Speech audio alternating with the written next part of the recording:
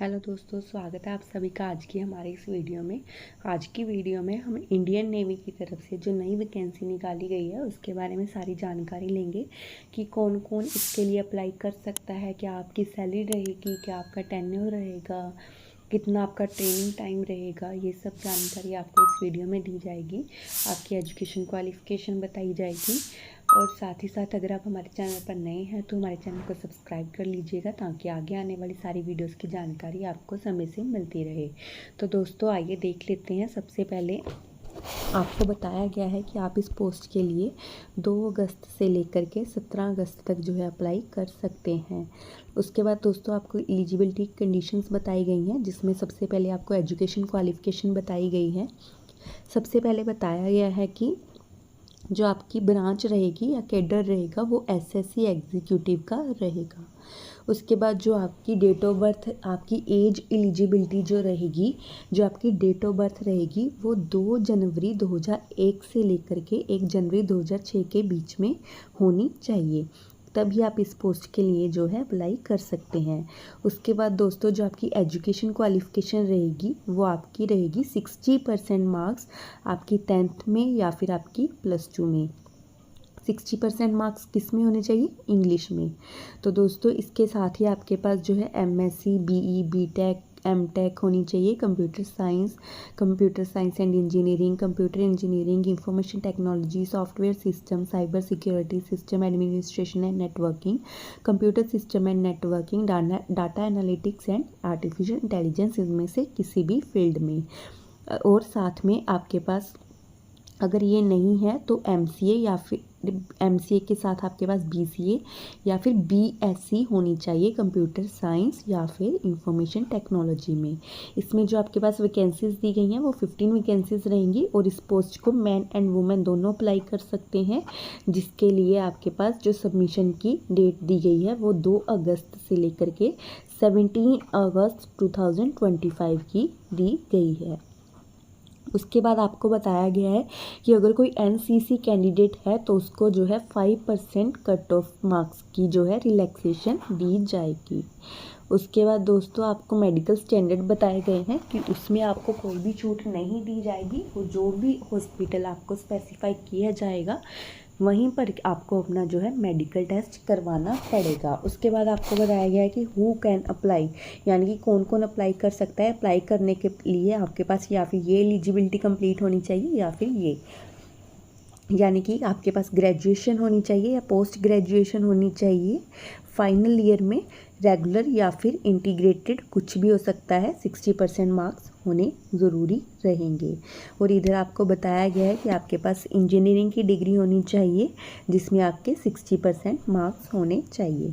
उसके बाद दोस्तों आपको बताया गया है कि अगर आप फाइनल मेरिट लिस्ट में आ जाते हैं तो आपको एक मेल करनी पड़ेगी इस ईमेल ID पर, जो कि रहेगी officer@navy.gov.in पर 26 जनवरी से पहले।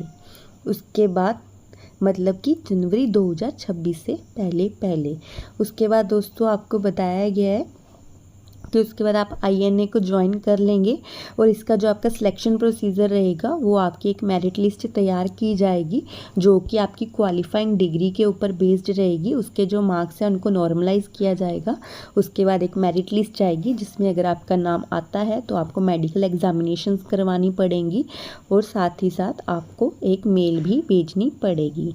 उसके बाद दोस्तों आपको बताया गया है कि अगर आप इसके लिए सिलेक्ट हो जाते हो तो आपकी एक ट्रेनिंग रहेगी 3 वीक्स की।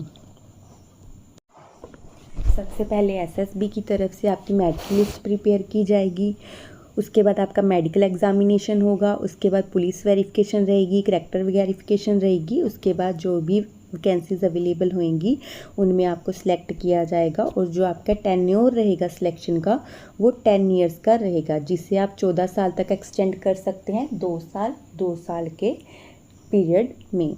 जैसे कि 10 साल की ज्वाइनिंग, 2 साल के लिए एक्सटेंशन, उसके बाद 2 साल के लिए आप फिर एक्सटेंशन ले सकते हैं। लेकिन 14 साल पूरे होने के बाद आपको कोई भी एक्सटेंशन नहीं मिलेगी, आपके पास कोई भी PC ऑप्शन नहीं रहेगा और 10 साल से पहले आप इसे छोड़ नहीं सकते हैं। पर हाँ, अगर कुछ सर्टेन सर्कमस्टांसेस है जिनमें आप इसे एग्जिट कर सकते हैं, बट वो INY की तरफ से जो है हमारी इंडियन नेवी है उनकी तरफ से एक्सेप्ट की जाने चाहिए। उसके बाद दोस्तों आपकी ट्रेनिंग बताई गई है जो कि आपकी 6 वीक्स की ट्रेनिंग रहेगी और जो आपकी ट्रेनिंग रहेगी वो सब लेफ्टिनेंट की जो पोस्ट है उस लेवल की आपकी ट्रेनिंग रहेगी। ये जो आपकी ट्रेनिंग है इनमें सिर्फ अनमैरिड मेल और फीमेल ही जो है पार्टिसिपेट कर सकते हैं। उसके बाद आपको प्रोबेशन पीरियड के बारे में बताया गया है जो कि आपका 2 ईयर्स का रहेगा। उसके बाद आपको पे एंड अलाउंस बताए गए हैं। जो आपकी सैलरी रहेगी, आपकी पे रहेगी वो आपकी 56,100 रुपीज़ रहेगी। इसके साथ जो भी आपके अलाउंस बनते हैं वो आपको दिए जाएंगे और इंश्योरेंस भी दी जाएगी।